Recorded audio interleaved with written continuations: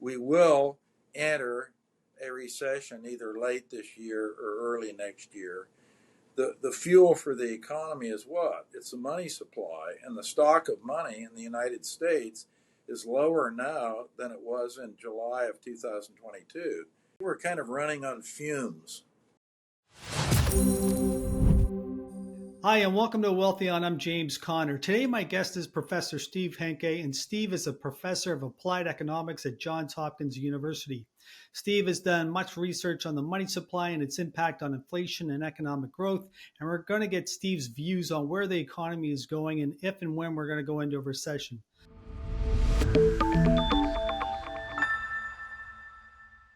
Steve, thank you very much for joining us today. How are things in Baltimore? Things are great, Jimmy. And I guess you're preparing for the start of classes in September? Well, it's kind of an autopilot.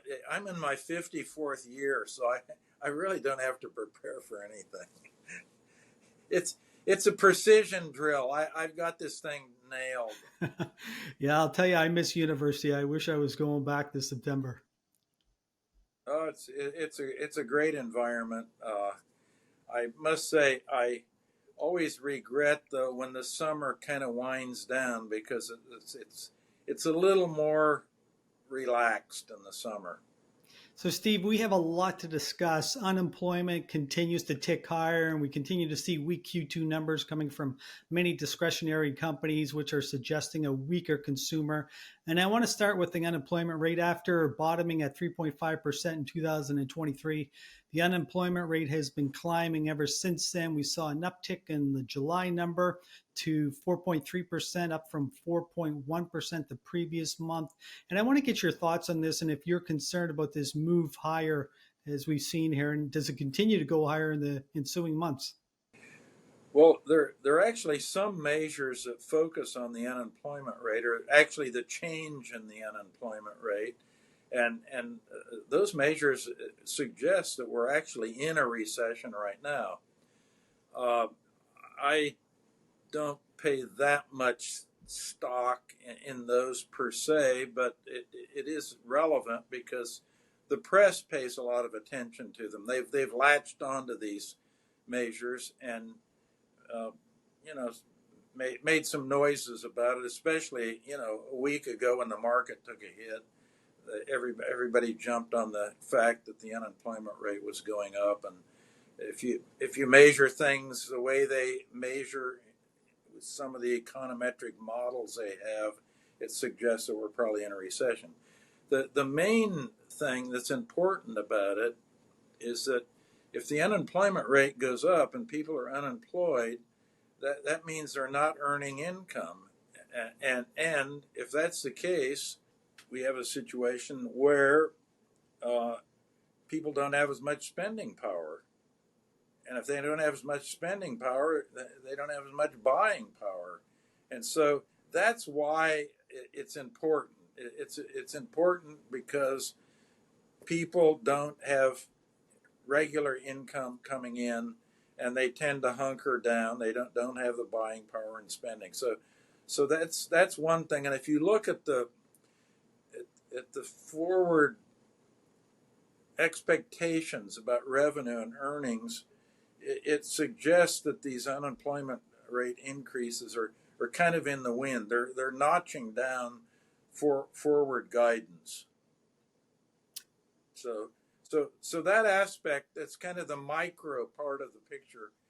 It looks like things are slowing down. Now, when I look at the picture in the macro point of view, the fuel for the economy is what? It's the money supply, and the stock of money in the United States is lower now than it was in July of 2022.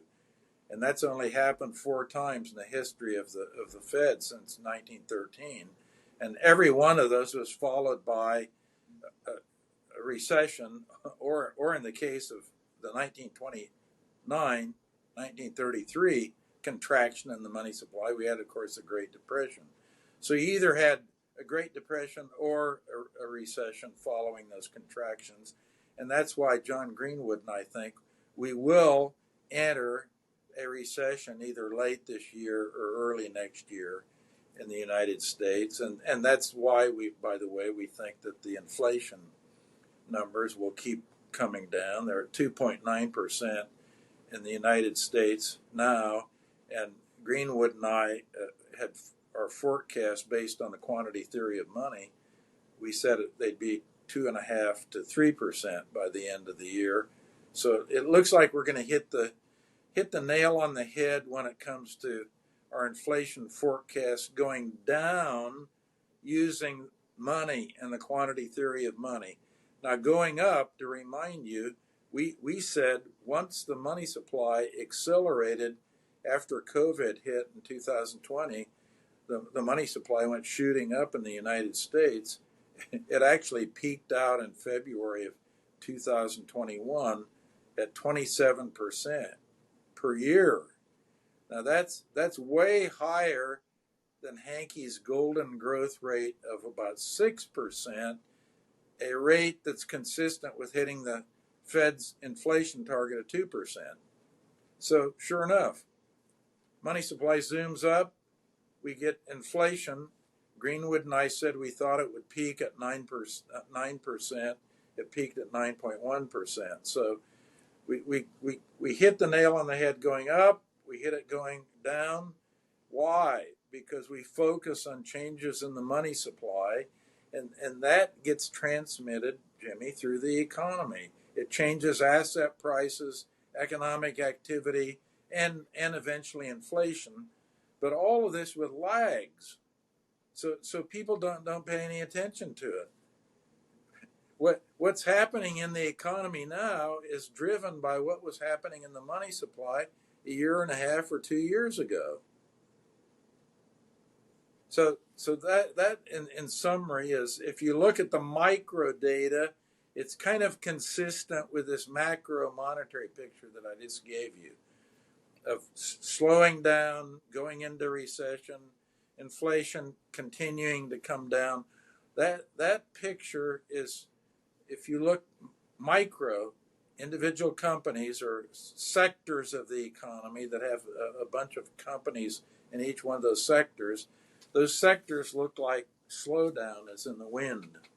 So just to clarify, the money and components of the money supply are the fuel to drive the economy. The more money in the system, the stronger the economy, and conversely, the less money in the system, the weaker the economy. Do I have that correct? Yes. And then after a change in money supply, then you get a change in asset prices. And I guess we're starting to see that now with this contraction, and a lot of asset prices are coming down in value. Yes, right now, let's look. Well, there are lots of different kinds of asset prices, but one of them happens to be the stock market. And if you look at the stock market right now, it's the valuations are very elevated. If you look at Bob Shiller at Yale, has the CAPE model, cyclically adjusted PE ratios, and that by that measure, by the Shiller CAPE measure, right now it's 35 times higher than the average over the past decade. So it's very high. There are only 3 more expensive periods in time since the 19th century, given Shiller's measure. So very expensive. If the second kind of measure, some people don't like that measure that adjusts for inflation, and they have various critiques of it. So they want to go with the forward PE ratios. That's a more standard kind of thing. And if you look at that, the forward PEs are very high. They're not as high as they were in 2000 or late in 2020, but they're very high. So that's another measure, very expensive, very expensive. The third kind of standard model to look at is what they call the Fed model, where they look at the difference between bond yields and stock yields. And right now, stock yields are low compared to bond yields, and that indicates that the prices of stocks high. If their yields are low, especially relative to bonds, that's an again indicating pricey. So everything's consistent with a very elevated stock market right now. So I think what we're going to see, if that's the case, and if this monetary quantity theory of money is right, and we start slowing down, top line revenues will slow down, the cost will continue to undermine margins, so their revenue is going down. I think the margins will be going down, and we'll end up seeing a lot of these PEs coming way off. I mean, they're set up to get hit, but. And Steve, you mentioned that there was only 3 other times in history where we had higher valuations. When were those times? Oh, we go way back into the 19th century. I think one of the three actually was 1929. And you mentioned earlier about the growth in the money supply. It peaked in 2021. Did you say 27%? Yes, year over year in February it was growing at 27%. That, by the way, that's the highest rate that it's ever grown at in the United States with the Fed since 1913. That 27% year over year number is the highest reading we've ever had. Okay, I'm glad you said that because that was going to be my next question. And now we have a massive contraction, and maybe you can put that into perspective for us. How does this pull back in the money supply compared to other cycles? Well, again, there were only four. There was one in the late 40s, then one in 19 right after the Great Depression. There was another one, and then there was 2933, the Great Depression, and then there was one in the 1920s. So you have to go back to the late 1940s to even find one, and then you go back into the 30s and you've got two more, and then the 20s you've got one, and that's it. And as I say, the significance of those, as we would expect, we had a Great Depression, a huge contraction of the money supply in 2933, and the other contractions were more moderate, somewhat like what we have now. But those all three led to recessions, and to get this thing in people's head, what happens when the money supply changes? The nominal GDP changes, and the nominal GDP has two components. It has the price, that's the price index, and the real economic activity. So you've got an inflation component and a real component. If you add those two things together, you get the nominal number. And it's the nominal thing that gets changed by changes in the money supply. So you touched on this earlier, but let's just talk about the consumer and the health of the consumer. And this contraction that we've seen in the money supply has caused a lot of pain. And I want to talk about the health of the consumer because that represents 70% of the GDP. We've had weak numbers out of Amazon, Nike, McDonald's, Starbucks, even Airbnb, and many airlines have said people are just not spending money this summer. And what's your sense when you look at all these numbers or all these companies that have been reporting their Q2 numbers? What's your sense of the health of the U.S. consumer? I think what's happened is that we had this huge balloon and excess amount of money in the system, and the consumer was pretty fat, but that's been burned off. Early this summer, you all of that was kind of burned off. So now let's put it this way. I think we're kind of running on fumes. That's what's going on, and I think there'll be adjustments downward in guidance, company guidance going forward, because I don't think most companies, number one, understand anything about macroeconomics, and the quantity theory of money. I see very few that have any appreciation for that. And remember, the consensus, I'm speaking as a minority spokesman for the recession.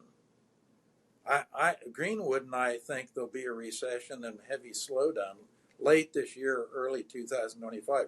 The consensus does not agree with us.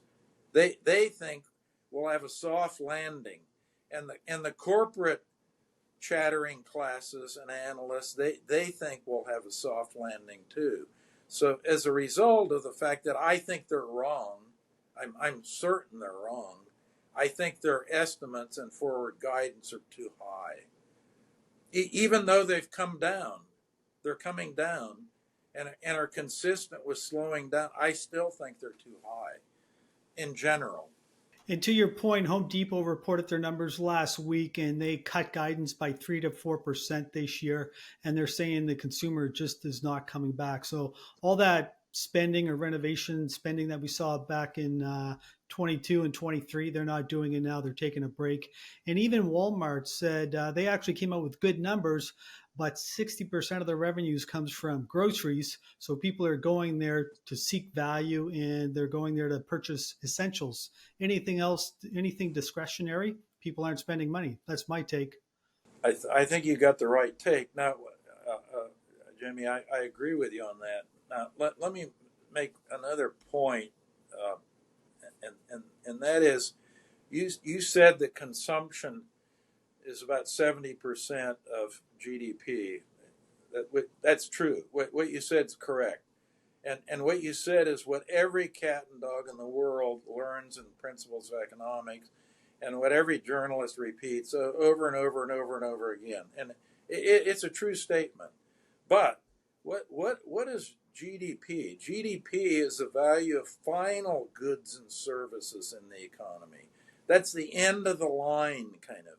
And consumption's a big part of that number.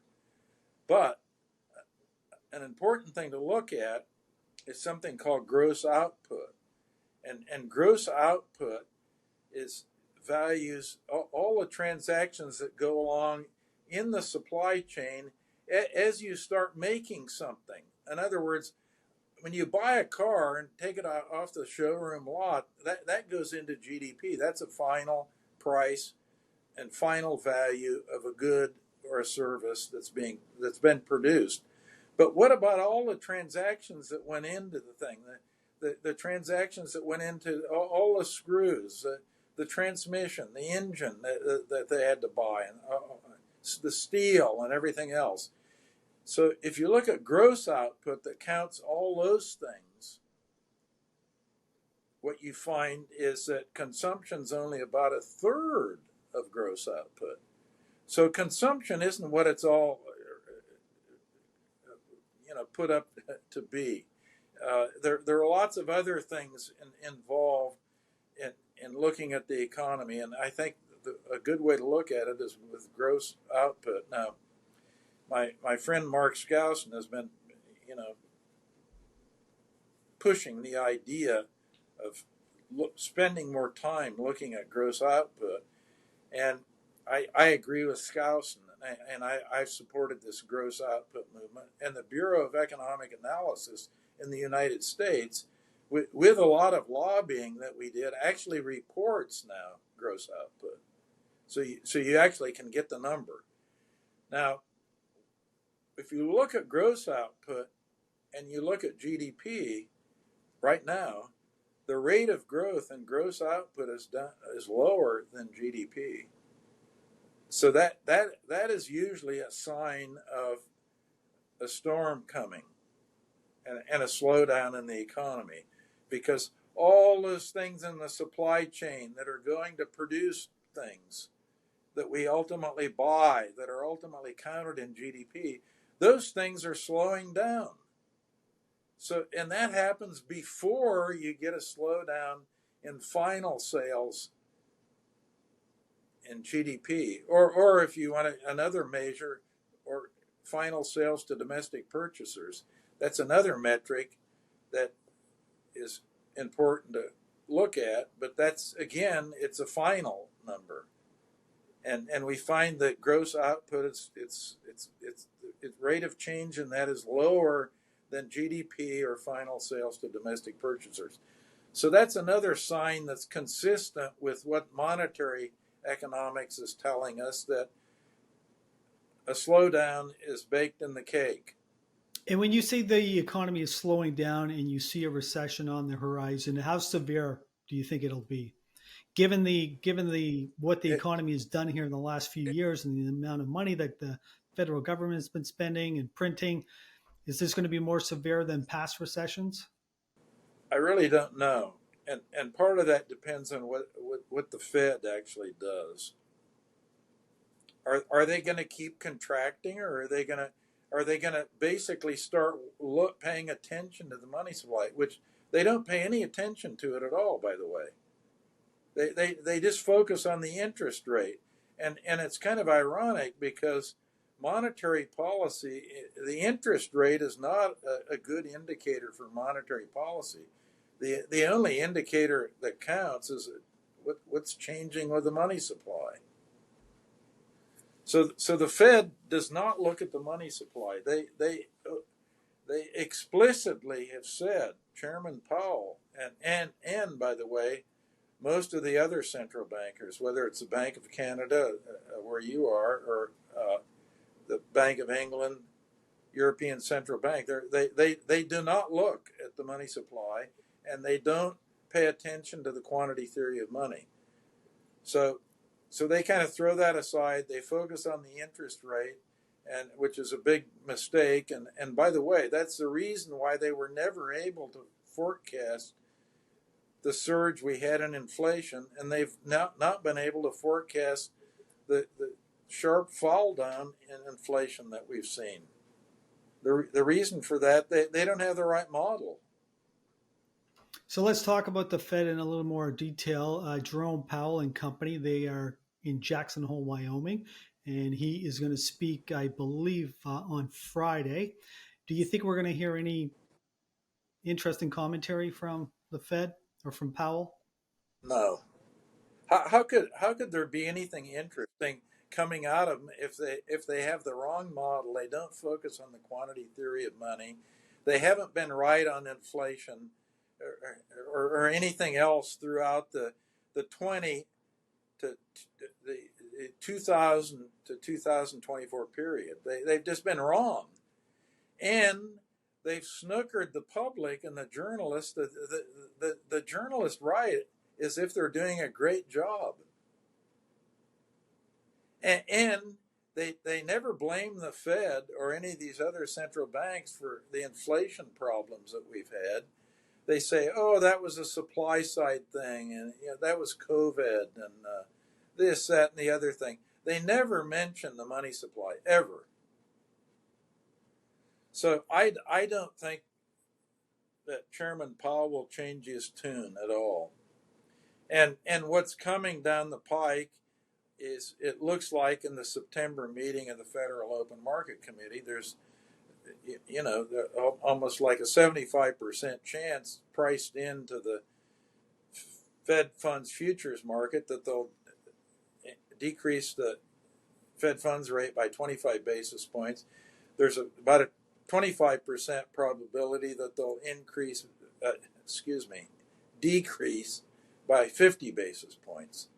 So they're going to make a change in September. The question is it going to be 25?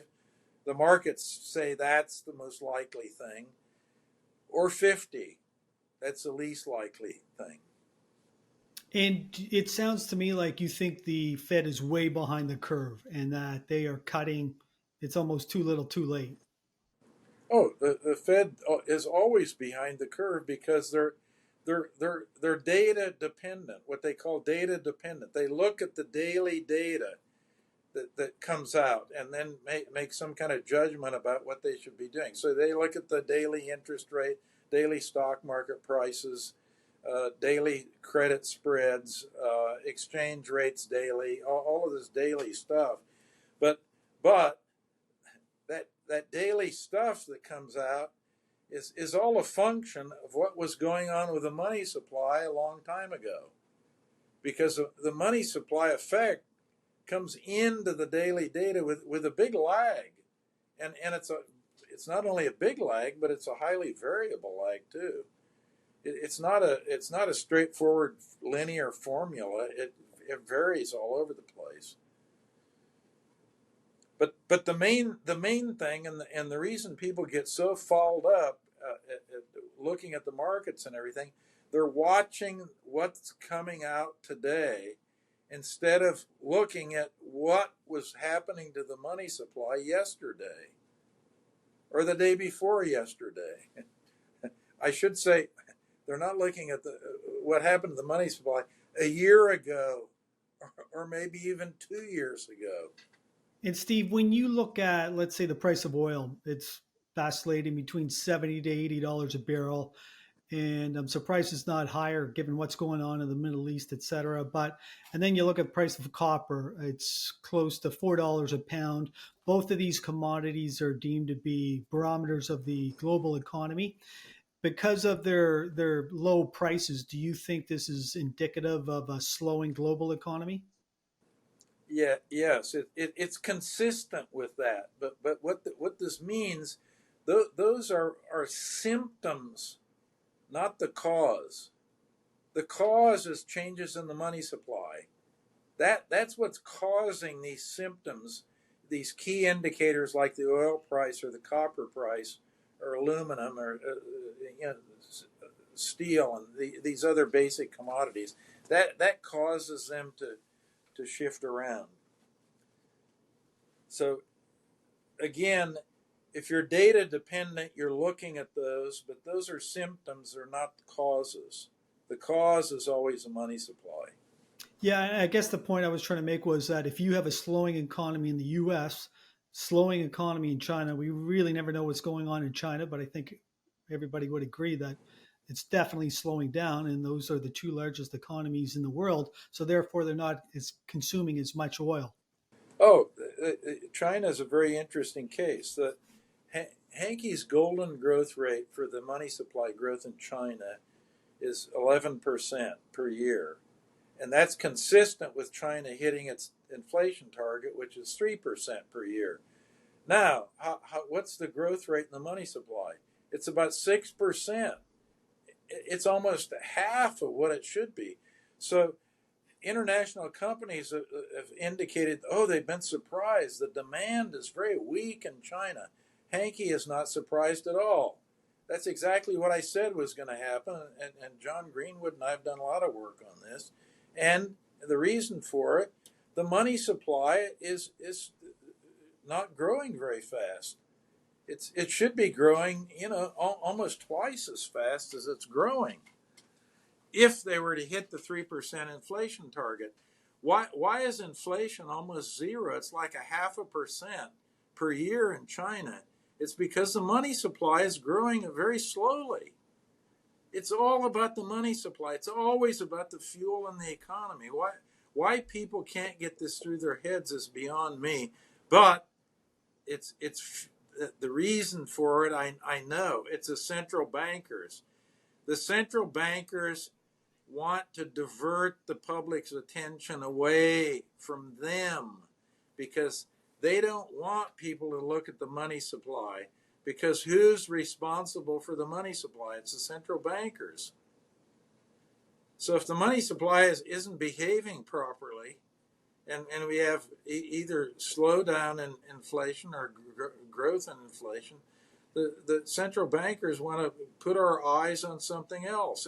And they've been very successful at doing it. They almost have a monopoly on the press, by the way. The press just feeds at the trough of the central bankers. They repeat what the central bankers tell them. They spin it the way the central bankers spin it. And by the way, most of the analysts on Wall Street, you got a 25-year-old analyst. I know what they know because I'm producing those people. Need I say more?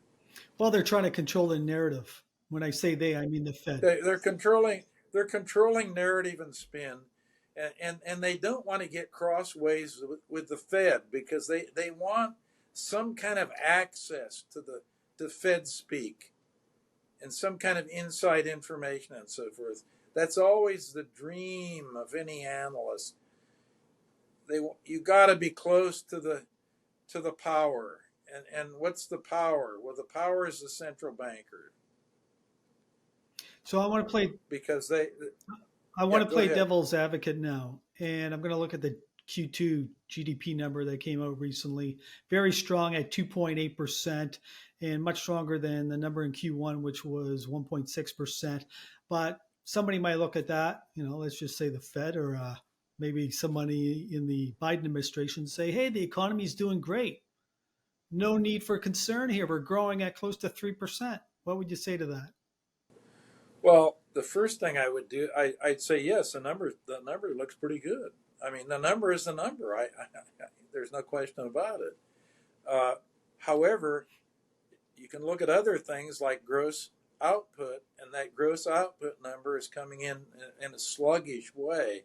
And I would say to somebody who's obsessed with the GDP quarterly number, which by the way might be revised up or down, we don't know, but I would say, well, now what about gross output? What's going on that makes all those final goods and services that are accounted for by the GDP number? What's going on under the hood? And you get that by looking at gross output, and that doesn't look very bright right now. That number's lower than the number for GDP. That's how I would react to it. I mean, if you want to play devil's advocate, I can play that game too. And so, if I'm hearing you correctly, it sounds like the Fed and the government, they're going to put forth numbers that will make them look good. Uh, well, the numbers are the numbers. They'll try to spin them to make them look good. And particularly, remember, we've got an election coming up in the United States in November, only a few months away. And believe me, the number one, those who manufacture the data are primarily Democrats. The civil service is larded with Democrats, not Republicans. So what is the incumbent party in the United States? It's the Democratic Party. So they'll be trying to spin everything possible. Even the technocrats spin it as much as they can in a positive way. And the political appointees in the White House and throughout the U.S. government, we know they will overtly be trying to spin it the right way. That's the name of the game. That's politics. Spin. That's spin. So, Steve, it sounds like, okay, the economy is definitely slowing down. You think we're going to go into recession. You don't know how severe it's going to be, but we're definitely going into a recession if we're not already in one. But what would you suggest? How should investors prepare themselves for what might be coming? And I know you're not a strategist or a portfolio manager, but I would still like to hear your views. Maybe I'm not, but at one point I was, and when I was the president of Toronto Trust Argentina in Buenos Aires, it was the world's best performing fund in 1995. Now, there aren't many people you're going to interview who are the best performing fund manager in the world. It only happens to one each year. So it was a while ago, but at any rate, I haven't completely hung up my spurs. I, I have been very keen on one pretty safe investment, and that's the 10-year U.S. government bond. And when I started recommending that and bought it was the yield was almost 5%, and now it's below 4%. So it's changed a lot. And when the yield goes down, the price goes up. So not only you got a nice yield, but you got a huge capital gain. And I still think there's juice in that lemon. So the 10-year is still a good thing. Now why is there still juice in the lemon? Because interest rates follow inflation. And if I think inflation is going down and that downward number is baked in the cake, as John Greenwood and I have continually made the forecast on that, that means the yield on the 10-year is going to come down some more. So there's still a good yield, and there'll be a nice little capital gain on that. So that's a pretty safe investment. As far as stocks go, we've already gone through this. There's essentially nothing to buy that's cheap. So you wouldn't be adding to a position. You'd be wanting, you'd be very, and where I told you I thought the market was going to be going in the recession, you want to be in a position where you're, you know, watching things pretty carefully and lightening up. I mean, look at old Warren Buffett. He's made tremendous lightening up. He's bought a few things that he thought was of value, but on balance, he's been lightening up. And Berkshire Hathaway now actually holds more Treasury bills than the U.S. Fed does. Berkshire is holding a bigger inventory of U.S. bills than the Fed. So that should tell you something. You know, get ready to lighten the ship a bit as you you keep riding the wave, maybe with good things that you have. If you aren't particularly happy with things, I'd get rid of them, switch into the 10-year, or even cash. Now, if the Fed does start cutting aggressively as we go into 2025, that's going to hit the dollar. The dollar is going to come off, but that's going to be very good for the price of gold. Any views on the price of gold? It's going up. We've talked about this before. I've been a gold bull for a long time, so it did make a new high, of course, in the last few days. So you want some gold in there. For also long term, I've always liked agricultural land. So that would be the gist of it. Gold, the 10-year. Keep riding your good stocks, but be in a position you want to be lightening up a little bit. Don't get yourself all worked up and panic and sell everything you've got. Nothing like that. But I would just in the stock market, I would suggest that people look at Berkshire Hathaway and what Buffett's done in the last 6 months. He's been in a lightening up, accumulating cash mode. So I would be in a lightening up, accumulating cash mode. I think Buffett thinks the market's very pricey, and I think he's anticipating that he kind of, he's out there in Omaha, Nebraska. That's where I grew up. I grew up in Iowa, southwest Iowa, about 45 miles from Omaha.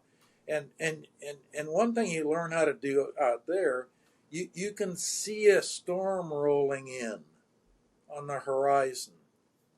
And I think Buffett sees a storm rolling in.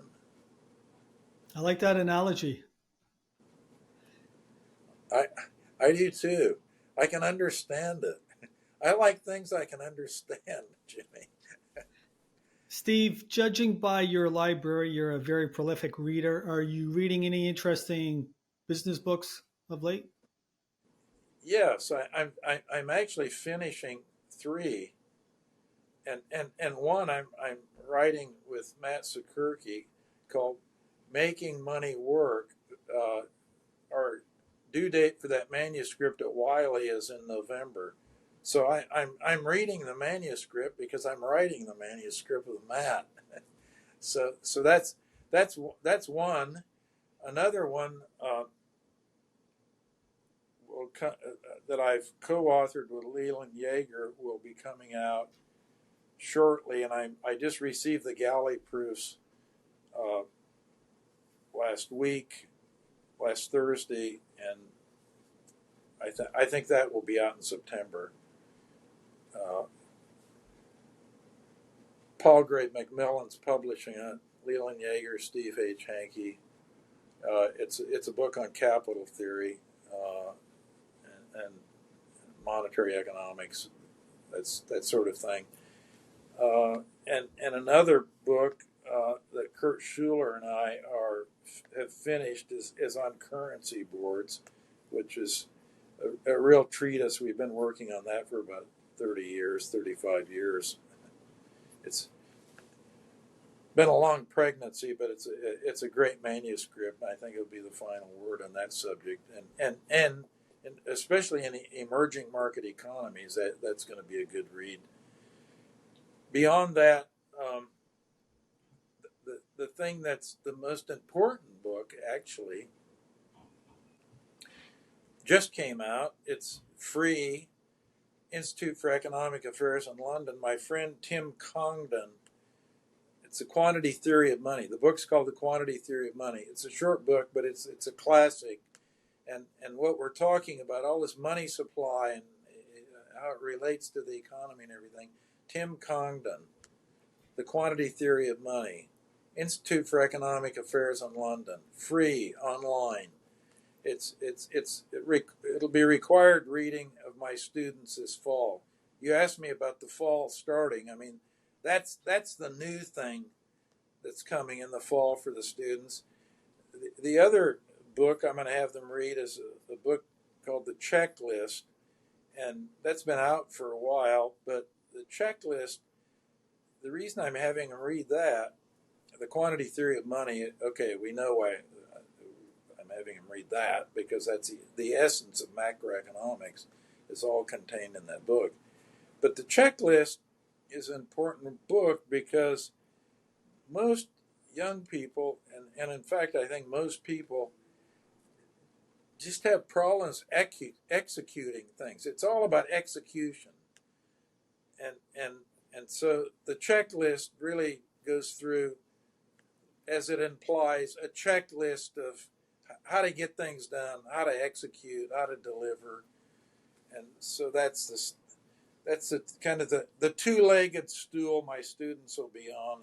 It's very important. They'll be reading these manuscripts that I've written, but I might have to get that book for my kids.